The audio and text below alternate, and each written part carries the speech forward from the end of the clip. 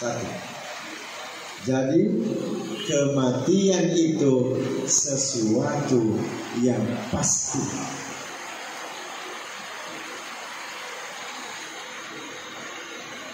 Yang kedua, jamaah sekalian, kematian itu adalah penantian. Kematian itu adalah penantian. Almarhumah kira-kira umurnya berapa? Hampir 60. Ya, kematiannya hampir umurnya hampir 60. Tetapi ketika dia masuk di dalam alam kubur, kita belum tahu berapa lama dunia ini akan kiamat. Maka kematian itu adalah memasuki alam penantian. Sampai kapan? Wallahu a'lam. Jadi ada orang umurnya 20, umurnya 30, umurnya 50, tetapi ia menanti di alam kubur ratusan tahun. Teman-teman, jangan lupa tonton terus sampai selesai. Dadah. Bismillahirrahmanirrahim. Assalamualaikum warahmatullahi wabarakatuh.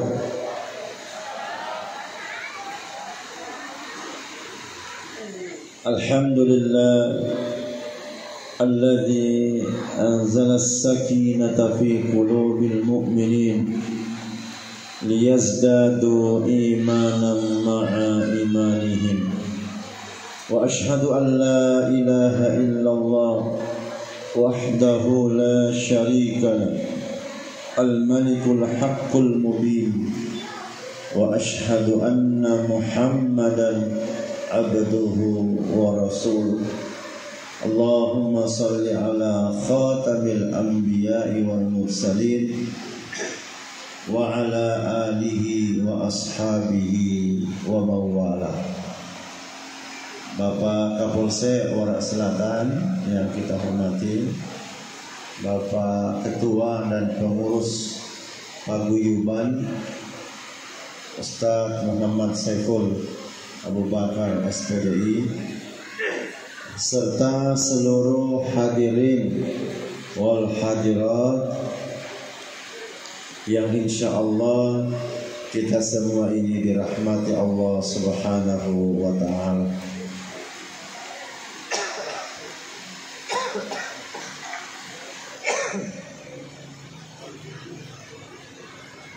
Insyaallah saya tidak lama-lama. Pertama hujan, yang kedua saya ini masih ceramah campur bakok. Ya, yang ketiga 1 bulan lamanya kita mendengarkan nasihat dari para ustadz kita, para kiai kita setiap malam di masjid, bahkan disambung pula pada subuh hari. Jadi saya kira saya sampaikan yang singkat-singkat saja. Bapak Ibu keluarga yang saya muliakan, jadi kematian itu, pertama, kematian itu sesuatu yang pasti. Itu pertama. Kematian itu sesuatu yang pasti. Karena kematian itu sesuatu yang pasti, maka hendaknya kita mempersiapkan yang pasti-pasti dengan seksama. Itu Tuhan telah menyampaikan kepada kita, wal tanzur nafsum ma qaddamat ligad. Hendaklah setiap jiwa memperhatikan dengan seksama apa yang dia siapkan untuk hari esoknya. Ibnu Abbas menafsirkan ligadin adalah kematian. Maka hendaklah setiap manusia memperhatikan dengan seksama apa yang telah ia siapkan untuk menghadapi kematiannya. Satu.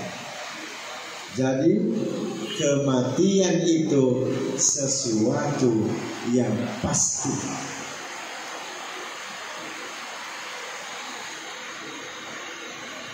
Yang kedua, jamaah sekalian, kematian itu adalah penantian. Kematian itu adalah penantian. Almarhumah kira-kira umurnya berapa? Hampir 60. Ya, kematiannya umurnya hampir 60. Tetapi ketika dia masuk di dalam alam kubur, kita belum tahu berapa lama dunia ini akan kiamat. Maka kematian itu adalah memasuki alam penantian. Sampai kapan? Wallahu a'lam. Jadi ada orang umurnya 20, umurnya 30, umurnya 50, tetapi ia menanti di alam kubur ratusan tahun. Maka sekali lagi, kematian itu adalah menuju alam penantian. Di kubur kita menanti kapan kita dibangkitkan, tetapi di dalam kubur kita juga menanti setiap saat oleh-oleh transferan yang akan ditransfer oleh anak-anaknya. Almarhumah punya anak tuh? Banyak. Nah, ini yang akan kita bahas nanti. Ketiga, kematian itu adalah kesempurnaan.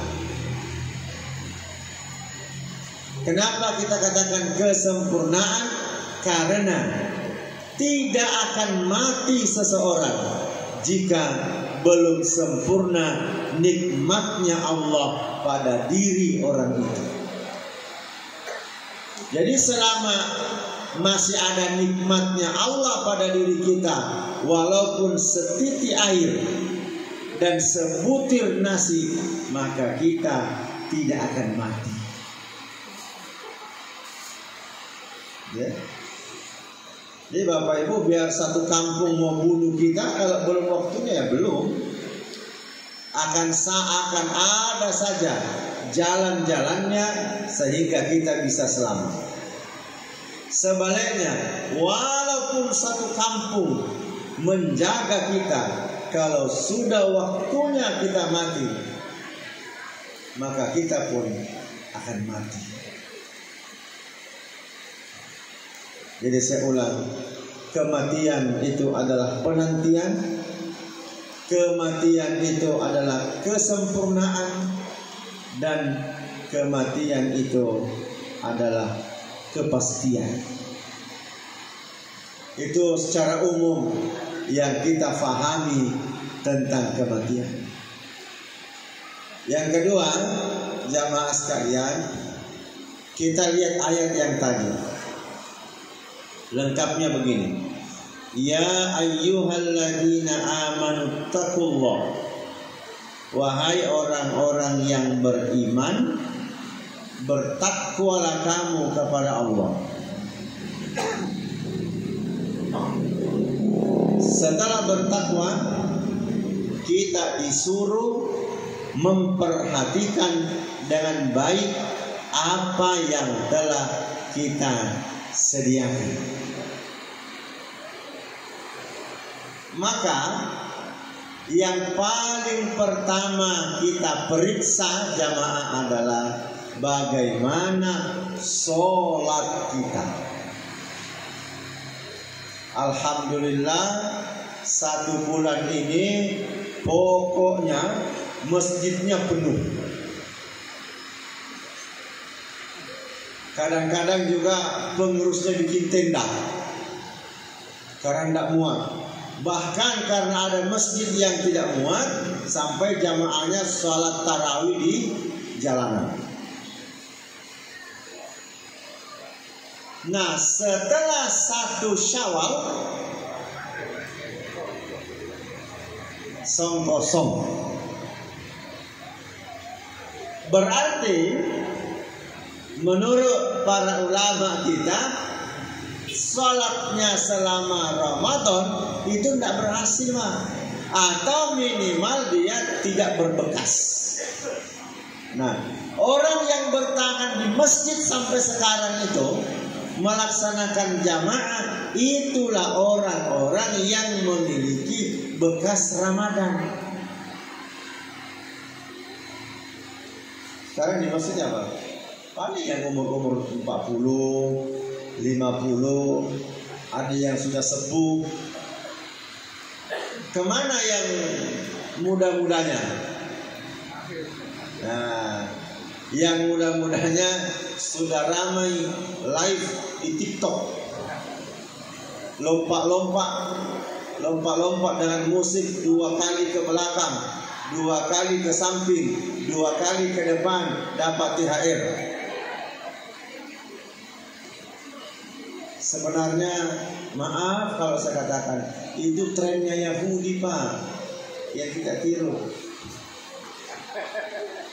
Saya tidak mau praktek karena saya juga gitu. Ya, jadi satu Bapak Ibu, perhatikan dengan seksama, utamanya sholat kita. Kenapa? Sholat itu penentu diterimanya segala amal-amal ibadah kita.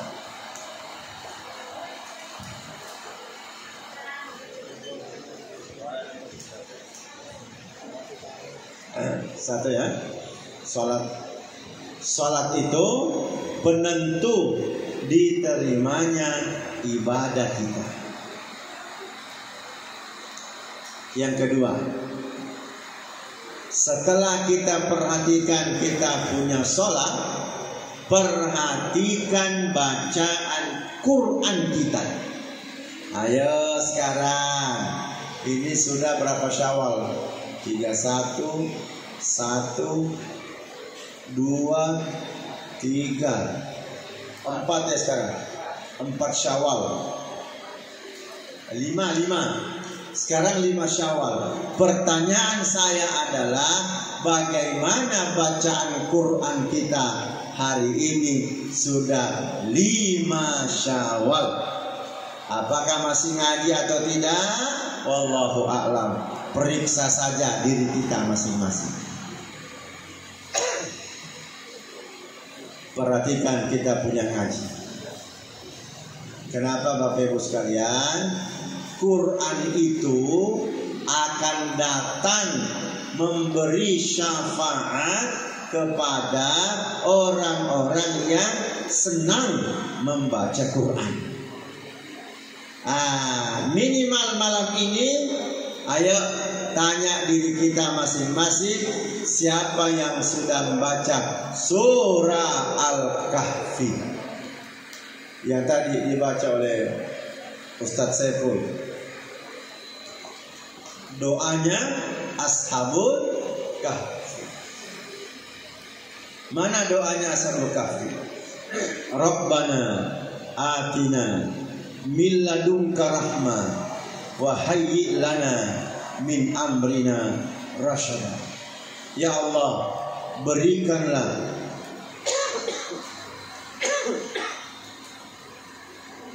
berikanlah kami rahmat dari sisimu, dan jadikanlah setiap urusan kami Engkau bimbingkan. Mana lagi jamaah sekalian? Perhatikan kita punya zikir. Perhatikan kita punya zikir. Carilah zikir yang betul-betul nilai pahalanya tinggi. Misal memperbanyak istighfar. Misalnya lagi memperbanyak tasbih. Misalnya lagi memperbanyak la haula wala quwata illa billah.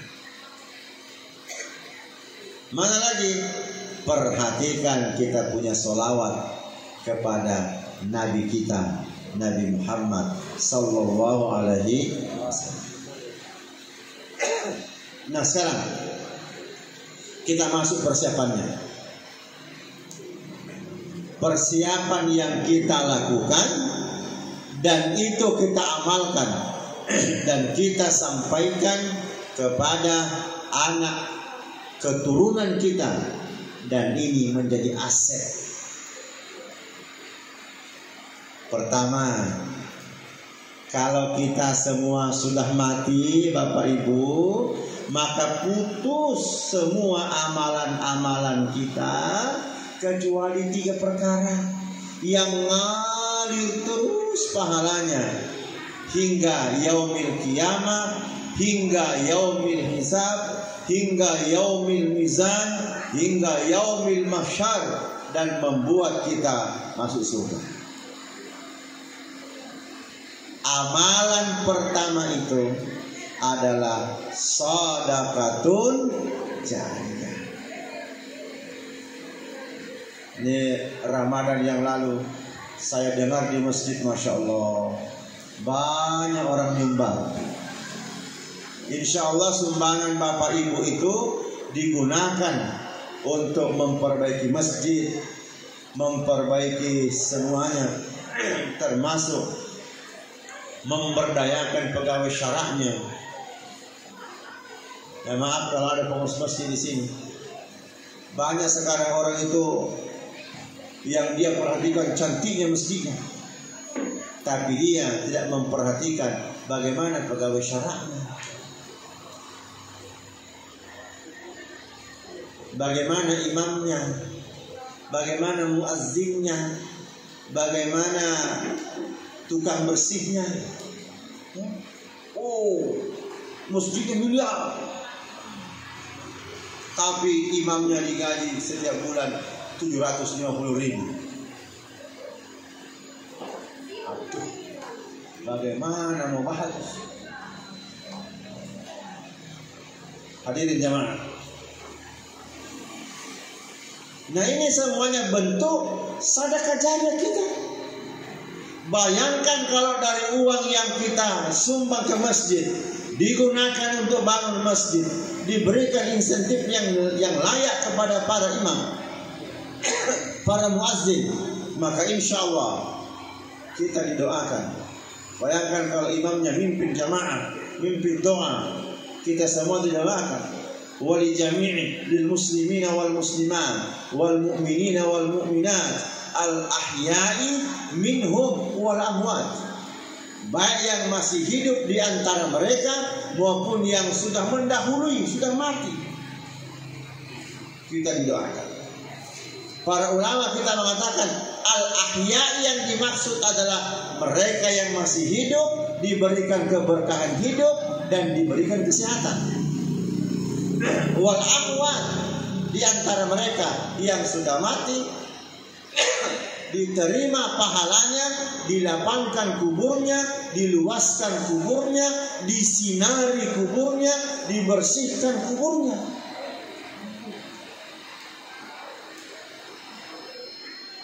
Dan kata Rasulullah, orang muslim yang paling bahagia itu adalah orang muslim yang mendoakan saudaranya sekalipun saudaranya tidak pernah meminta didoakan, dan dia mendoakan dengan ikhlas. Itulah orang yang paling beruntung.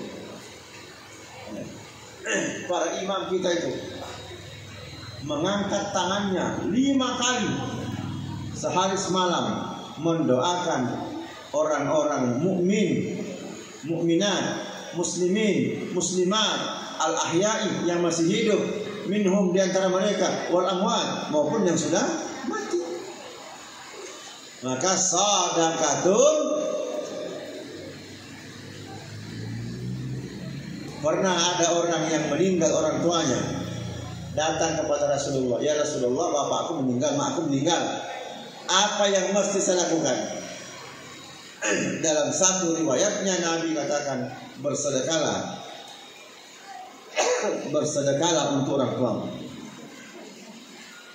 Makanya ada ulama yang membolehkan kita bersedekah atas nama orang tua kita.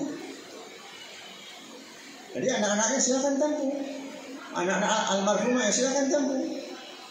Asal besok kasih makan anak yatim, besok bawa di masjid dimakan para jamaah.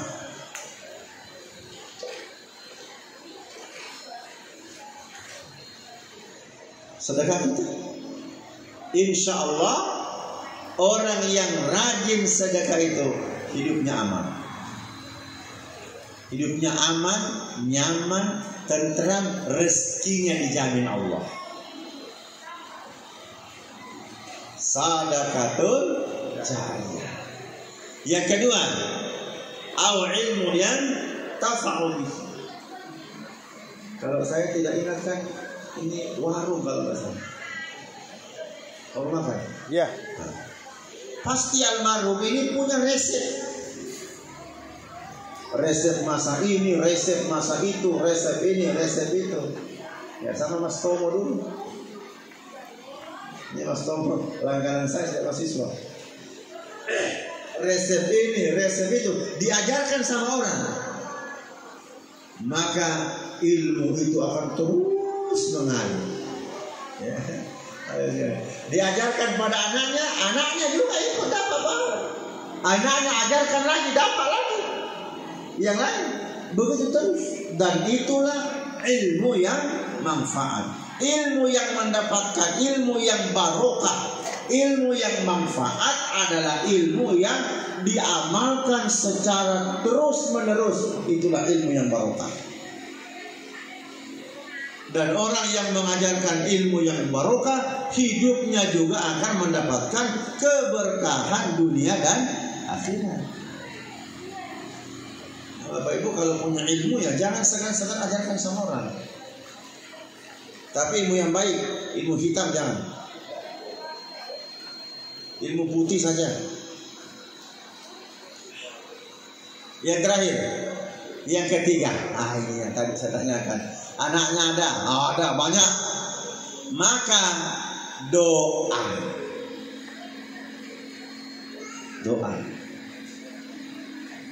Kalau tak punya harta, tak punya ilmu, tapi punya anak, doa itu, doa anak-anak kita itu menembus arasnya Allah. Bayangkan Bapak Ibu ya, bayangkan. Berapa anak almarhum? 5, pas 5 ya. Sudah menikah semua. Ada yang belum? Ada yang belum. Bayangkan yang 5 ini setiap 5 waktu berdoa pada Allah, maka setiap 5 waktu pula itu diampuni dosanya ibu, dimaafkan, dilapangkan kuburnya, disinari kuburnya.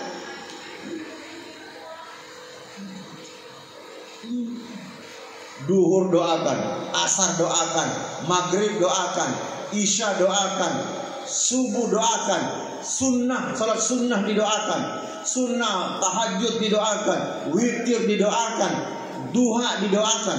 Masya Allah.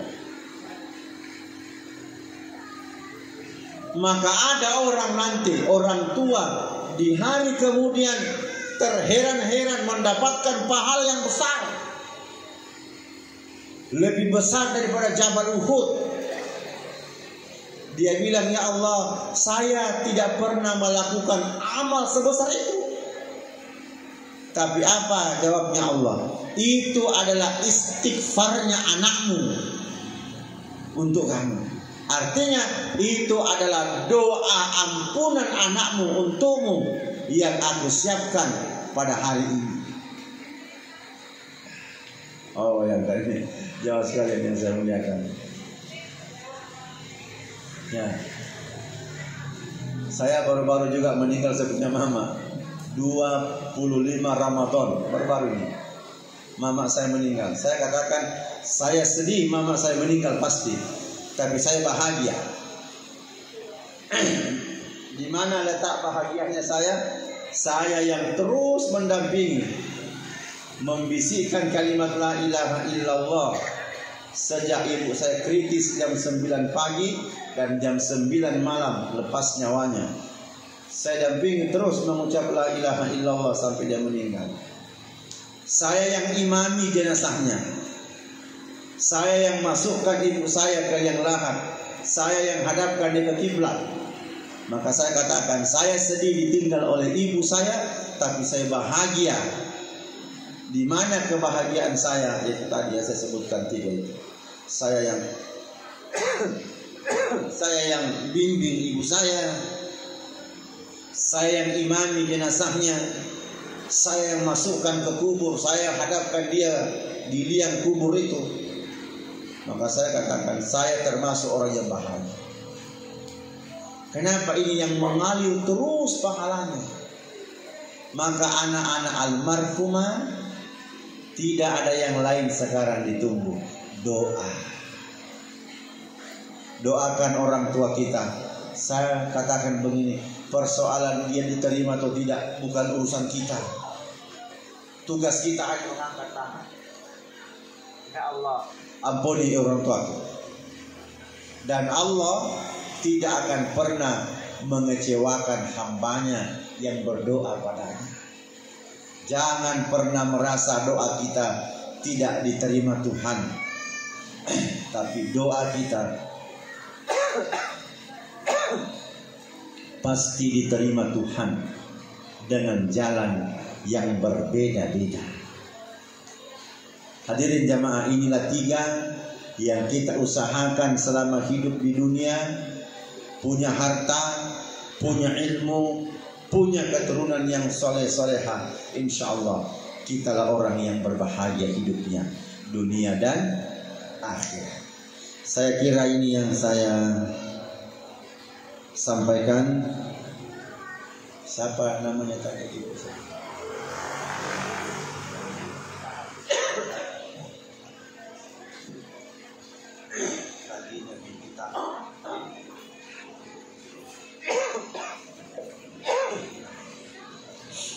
Bismillah.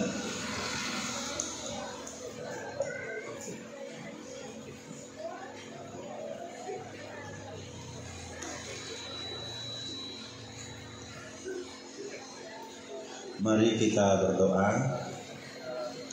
Kita awali dengan membaca suratul Fatihah. A'udzu billahi minasyaitonir rajim. Bismillahirrahmanirrahim. Alhamdulillahi rabbil alamin. Ar-Rahmanir Rahim. Maliki yaumiddin.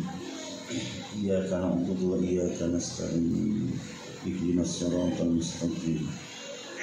Siratal ladzina an'amta 'alaihim ghairil maghdubi 'alaihim waladdallin. Allahumma salli ala Muhammad wa ala ali Muhammad kama sallaita ala Ibrahim wa ala ali Ibrahim. Allahumma barik ala Muhammad wa ala ali Muhammad kama barakta ala Ibrahim wa ali Ibrahim fil alamin innaka Hamidum Majid. Ya Allah, ya Rahman, ya Rahim, ya Hayyu, ya Qayyum, ya Quwwatin, ya Matin, ya Malikal Mulki, ya Dzal Jalali wal Ikram. Allahumma ighfir li Katina binti Tahat warfa' darajataha fil mahdiyyin wa nawwir laha fi qabrihi wa wassi' laha fi qabrihi wa afsah laha fi qabrihi wa akhlif lu fi aqibihi. Allahumma ighfir lana dhunubana wa liwalidina warham kama rabbawna shighara wa li jami'il muslimina wal muslimat wal mu'minina wal mu'minat al ahya'i minhum wal amwat. Rabbana atina min ladunka rahmah wa hayyi' lana min amrina rashada. Allahumma ighfir lana dhunubana wa kaffir 'anna sayyi'atina wa tawaffana ma'al abrar wa tawaffana ma'al abrar wa tawaffana ma'al abrar. Rabbana atina fid dunya hasanah wa fil akhirati hasanah wa qina adzabannar wa adkhilna jannata ma'al abrar ya aziz ya ghaffar ya rabbal alamin. Wa sallallahu ala nabiyyina Muhammad. Subhana rabbika rabbil izzati amma yasifun wa salamun alal mursalin walhamdulillahi rabbil alamin.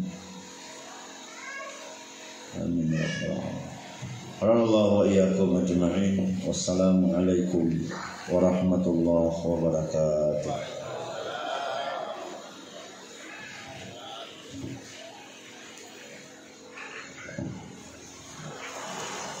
Hadirin yang kami muliakan, kemudian tadi kita telah sama-sama mengikuti dan mendengarkan tausiah ceramah agama yang dibawakan oleh beliau Bapak Ustadz Taslim MBDI. Semoga kita bisa